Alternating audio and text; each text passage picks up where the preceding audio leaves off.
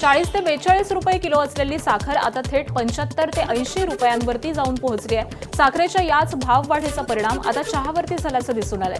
साखरेचे भाव वाढल्यामुळे 10 रुपयाला मिळणारा चहा 12 रुपये तर स्पेशल चहा 15 ते 20 रुपयांना करण्यात आल्याचं हॉटेल चालकांनी सांगितलंय। दरम्यान साखर भाव वाढीच्या बाबत हॉटेल चालक आणि नागरिकांशी संवाद साधलाय आमचे प्रतिनिधी स्वानंद पाटील यांनी।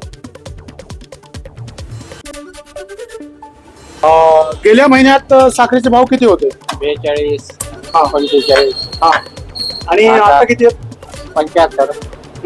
त्याच्यामुळे चहाचा भाव वाढवण्यात आले आहे. आधी आपल्याकडे चहा किती रुपयाला मिळत होता आणि आता कितीला मिळतोय? आता स्पेशल 20 रुपये, 15 रुपये आणि 12 रुपये। मोदी के जुमले सरकार 2014च्या इलेक्शनच्या वेळेस स्मृती इराणी म्हणाल्या होत्या, त्यावेळेस 18 का 19 रुपये साखर किलो होती। त्या म्हणाल्या होत्या आता मोदीला जर मतदान केलं तर 13 रुपयाने साखर भेटेल। 13 तर काही भेटली नाही, पण 45 होती ती आता पार 70-75 वर गेली। म्हणजे गोरगरीब चहावाले, चहा टपरीवाल्यांनी काय करायचं? पण ठीक आहे, साखरेचे भाव वाढवले, पण साखरेचे भाव वाढवले पण तुम्ही शेतकऱ्याच्या ऊसाचा भाव वाढवला का? नाही। मग तुम्ही नेमकं करायले काय? तुम्ही जे 2014चे जे इलेक्शन जिंकले होते ते कशाच्या ह्याच्यावर जिंकले होते? चहाचा म्हणजे चहा दुकानदार असेल, हॉटेलवाले असतील, म्हणजे निव्वळ इतर नागरिकांची तोंडाची गोडीच पळवण्याचं काम या सरकारने केलेलं आहे। याच्यावर कुठेही अंकुश नाही।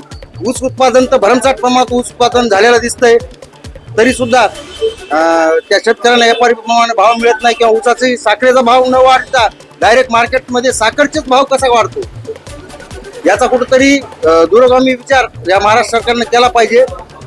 नसता त्याला आगामी काळात त्यांना खूप मोठा फटका बसू शकतो। एबीपी माझा, उघडा डोळे बघा नीट।